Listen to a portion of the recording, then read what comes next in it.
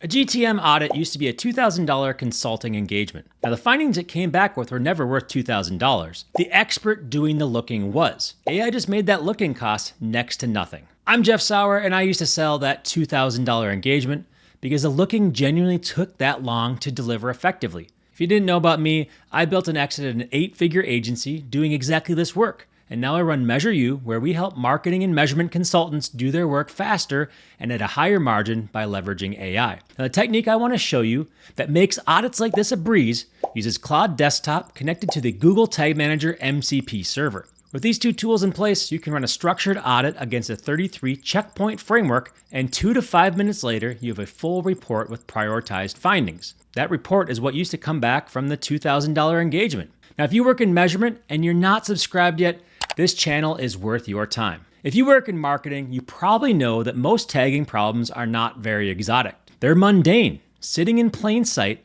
and that is exactly what makes them easy to miss. A missing tag does not announce itself. A misconfigured trigger does not throw an error that you will notice on a Tuesday afternoon. The container looks fine, the dashboards look fine, and the problem just sits there. We ran an audit on our own MeasureU Google Tag Manager container, the one my team is inside of every single day. And the report came back with a critical finding, a missing purchase tag. Pretty obvious oversight. Way more so than misconfigured triggers or a variable pulling the wrong value. A purchase tag was simply not there.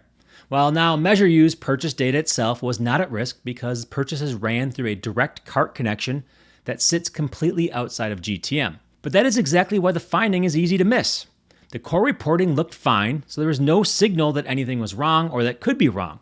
What the audit caught is that there was no GTM-based purchase tag, which means any ad platform pixel routing through GTM rather than a direct cart connection would have not been receiving any purchase data, silently with no alert. If a team that does this every day can miss things like this, that is the point. Most tagging problems are not hidden.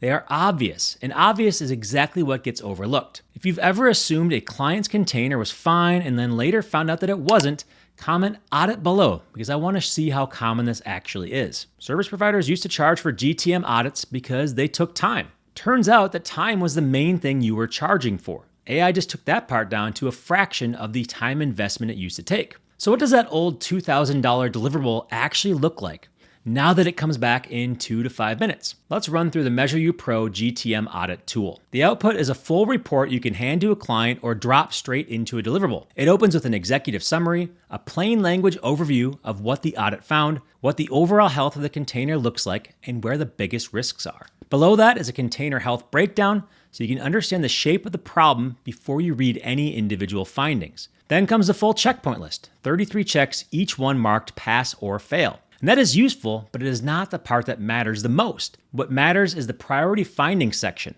because that is where the report tells you what to fix right away. Walking through what each finding actually looks like is more useful than describing the structure in abstract, so I'll use the missing purchase tag as the example.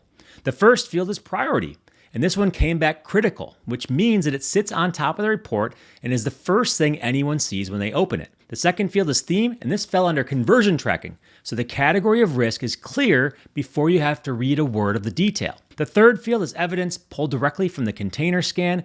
No purchase tag entry existed in the container at all, so the finding is a direct read from the data, not an inference.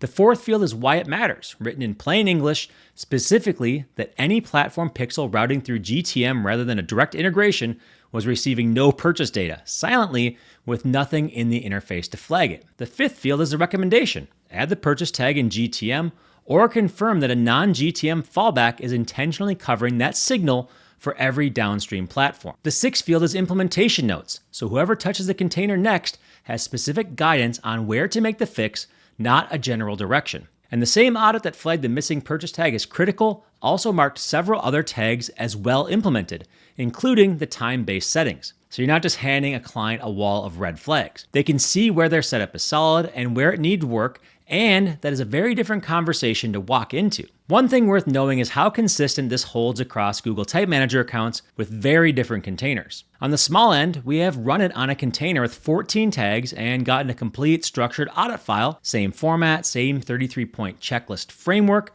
same priority findings section. On a large end, we have audited a real client container with 173 tags and gotten the same output. An earlier version of our skill used to stall on containers with 40 to 50 tags or more before we fixed that version, so the reliability at scale was something that we had to build towards deliberately. And it's worth you knowing that it's there now to do it for the prime time for even big accounts. But the more interesting thing is not how well this scales, it's what happens when you run an audit more than once on the same container. You can pull an audit at the start of a client engagement, and another one a month later, and compare them directly. That turns the report from a one-time snapshot into evidence of what changed over the course of the relationship. Now, most measurement consultants I know are constantly looking for ways to make the value of their work visible to clients, and this is a direct answer to that problem. The first audit is a baseline, and every audit after that is a before and after you did not have to build manually. So you show up to your quarterly review with the two reports side by side. The conversation shifts from, "What have you been doing for us?" to, "Here's exactly what changed and here's what we fixed."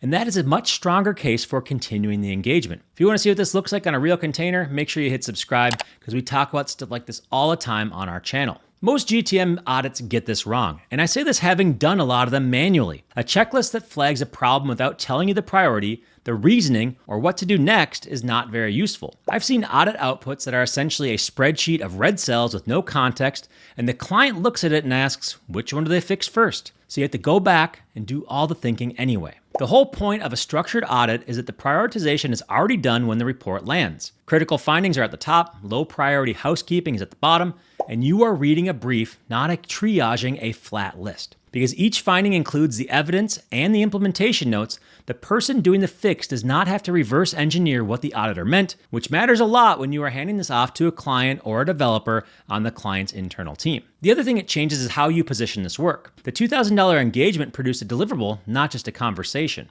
A document that a client can read, share with their team, and refer back to carries weight that a verbal walkthrough simply does not. The difference now is that the deliverable comes back in 2 to 5 minutes instead of after a multi-week engagement, and that changes what you can offer and at what price. It positions you as the person who brought the brief, not just the person who spotted the problem.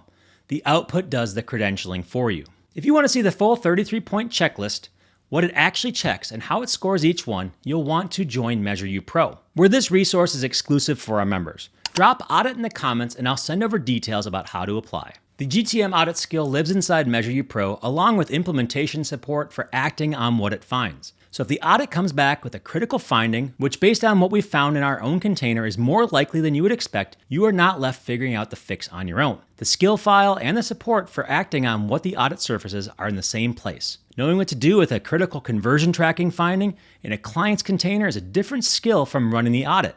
And that is what the Pro environment is built to support. If you want access, apply for MeasureU Pro using the link below or leave the word comment on the video. My one ask before you close this video, if you want to run an audit on your own container this week or pull up a client container that you have not looked at in a while, how much would it be worth if you could fix the problem once and for all? The 2 to 5 minute runtime means there's no reason to put it off. So if you want access to the MeasureU Pro skill, drop audit in the comments and I'll make sure you get the application link.